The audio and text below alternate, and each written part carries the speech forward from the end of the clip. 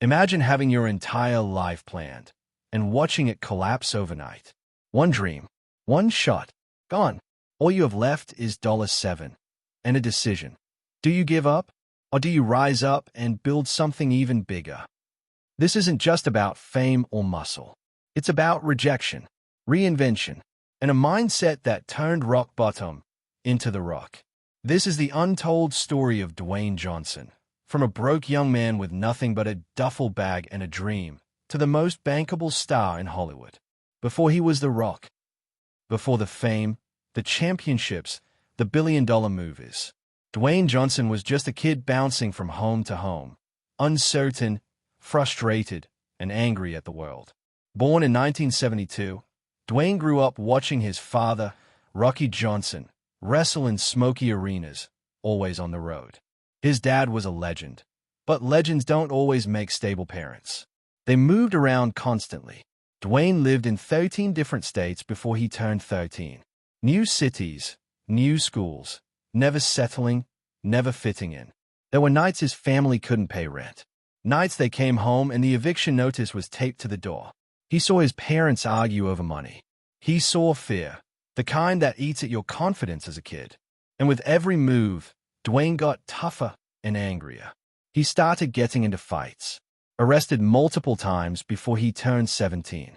Shoplifting, fighting, stealing. Not because he was bad, but because he felt powerless. The world saw a tall, muscular teenager. But inside, he was just a kid trying to belong, trying to matter. And wrestling? That wasn't the dream. He had his heart set on something bigger. Football. He believed that game would be his escape, his only way out. But fate had other plans. Growing up in chaos gave Dwayne one unshakable belief. If I want out, I need to hit harder, work harder, and dream bigger. So he poured every ounce of his pain into football. On the field, he wasn't just playing a game. He was fighting for a future. A scholarship to the University of Miami was his golden ticket. For the first time, he felt seen, respected, like maybe he was more than a troubled kid with a broken past. He was part of a national championship team, surrounded by NFL-bound talent. The dream was becoming real. But life, the same life that bounced him across a dozen homes, threw another punch. A devastating injury. Gone was the starting spot. Gone was the spotlight. And soon, gone was the dream. Dwayne didn't make the NFL. Instead, he ended up in the Canadian Football League. Cold cities, broken locker rooms, barely surviving. He was cut after a few months.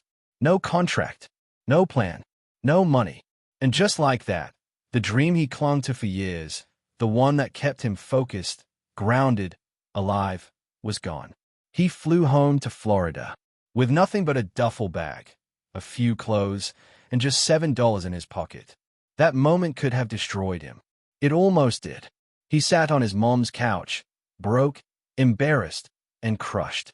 But in that silence, something clicked. I knew two things, he would later say. I was broke, and I'd never be broke again. He had $7 and a broken dream. No job, no plan, no spotlight. But Dwayne had one thing left, his roots. His father, Rocky Johnson, was a wrestling legend, one of the first black champions in WWF history. Wrestling was in his blood, but Dwayne never wanted it. Until now, desperate for a second chance, he turned to the squared circle, not as a fan, but as a last resort. He trained hard, took on the name Rocky Maivia, a tribute to his father and grandfather. And in 1996, he stepped into the WWF, now WWE, and was immediately booed. The crowd hated him. They saw a forced, smiling, clean-cut good guy in a world of rebellion. He was fake, scripted, out of place. Die, Rocky, die. Rocky sucks. The chants echoed across arenas.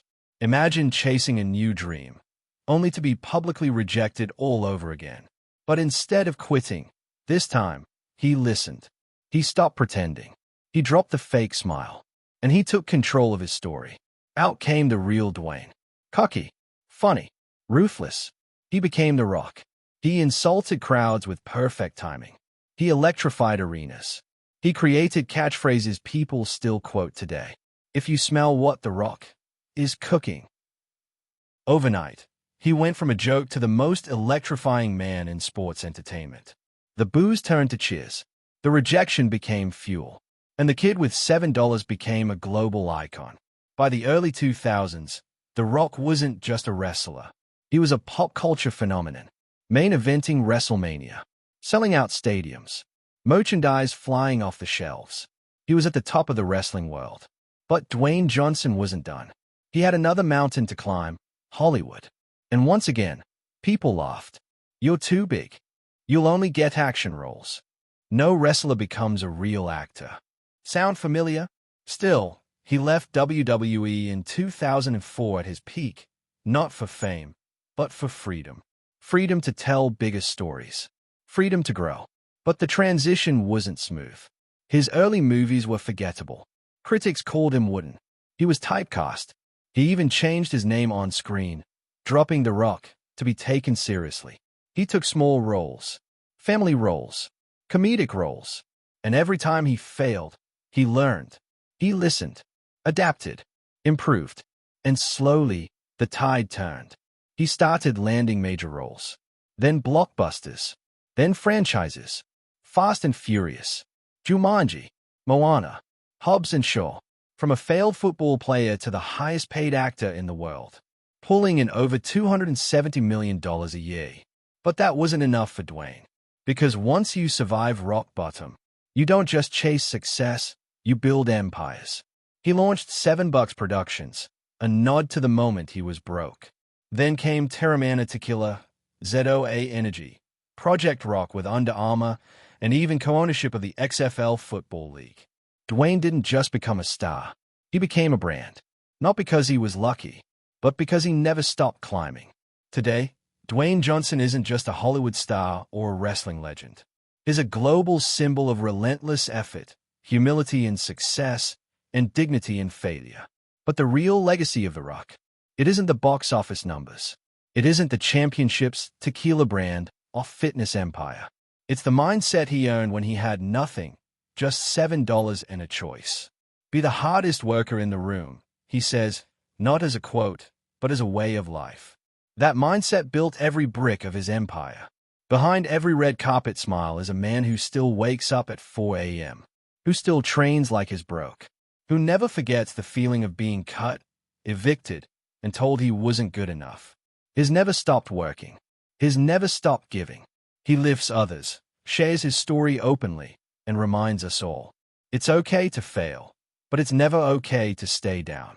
Because your rock bottom might just be the foundation you need to rise higher than you ever imagined. So what do we learn? That success isn't a straight line. That dreams will change, life will test you, and pain is part of the process. But if you keep moving, keep learning, and keep fighting, you can build something stronger than success, significance. Dwayne Johnson was never supposed to be a star. He was broke, injured, humiliated. But he took control of his story and turned pain into power. And if he can do that with $7 in his pocket, what's stopping you?